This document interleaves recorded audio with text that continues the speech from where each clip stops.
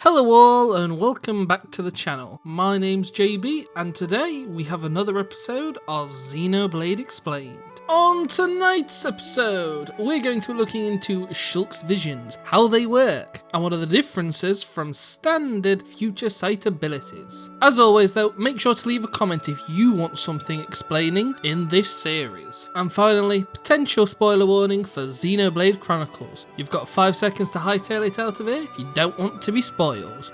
Gone? Well then, let's jump right into the video. So let's start this video by answering a really simple question. Can Shulk see the future? Short answer, technically no. Long answer, yes. Kinda. Shulk's ability to see the future isn't merely foresight or precognition. Shulk has a very particular ability which is channeled through the Monado to let him see the future. This works by using the energy source that is everywhere in the Xenoblade universe, known as ether. Now the Monado naturally uses ether for all of its other tasks, such as creating the Blade of Light, using Monado arts, and so on. And of course, the Monado giving Shulk the ability to see the future is no different. Because ether is practically everywhere and in every living being, the Monado can channel and use this ether to predict where it will be in the future. And then this is what is shown to Shulk. He's not seeing the future before his eyes, he's seeing a prediction of what things could turn out to be by predicting the flow of ether and where that ether will be in the future. And therefore Shulk can interfere with this prediction by using the Monado and disturbing that natural flow of ether, and therefore change the future. Another question you might be asking though is, what about after Shulk loses the Monado? Now this is a complicated topic indeed, and I'm not entirely certain on the correct answer, but I would imagine it follows the same rules and limitations as the standard ability. With that in mind, the only major difference is that the ether is channeled through Shulk himself rather than the Monado. So Shulk himself is controlling the ability and triggering it when he wants to, rather than the Monado showing him visions. But I could be wrong here, so let me know your thoughts in the comments. So what are the differences between Shulk's ability and normal future sight? Well, keep in mind that both versions of the ability are largely identical. However, the way Shulk's ability works gives him much more flexibility in what he can see compared to a normal precognition ability. Because what Shulk sees is only a prediction of what will happen, it means that his ability can show him many different possibilities and different events that might occur,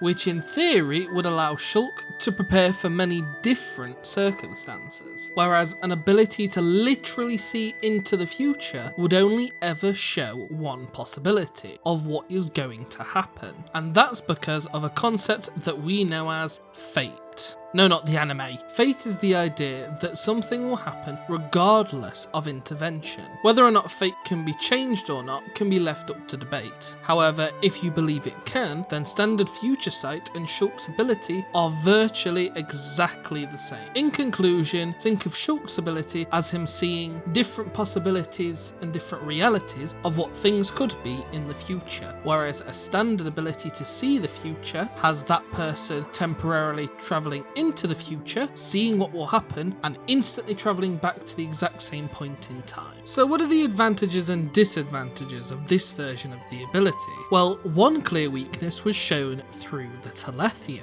As mentioned before, Shulk's visions are merely predictions and are in no way guaranteed to happen. However, the future can be changed through Shulk's own influence, primarily by using the Monado and the Monado arts to change the future and manipulate the ether. However, the Telethia's ability to read a person's mind trumps Shulk's foreseeing power, as the Telethia are easily able to adjust their strategy and change the future, which is technically still been influenced from Shulk. And this means that there are workarounds to Shulk's future sight ability. However, the advantage of the ability is that in theory, it could see possible futures that an ordinary future sight ability wouldn't be able to. As mentioned by Elvis, Shulk is a being who has broken away from fate and is no longer forced to follow fate's rules. You are a fluctuation, As a fluctuation,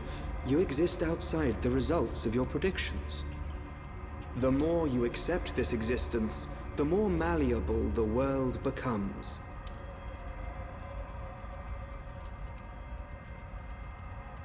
In fact, you have no choice but to accept it.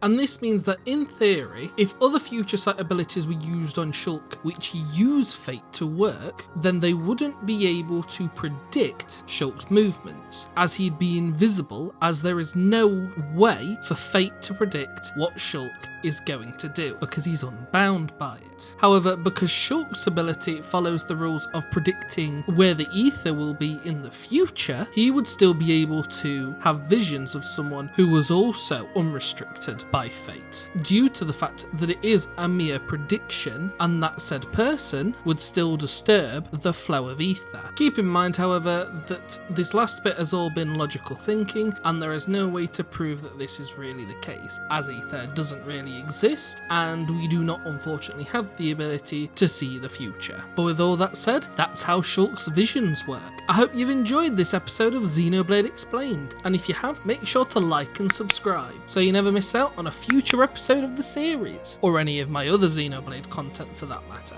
And of course, remember to leave a comment with your own suggestions for the series. But until next time guys, peace.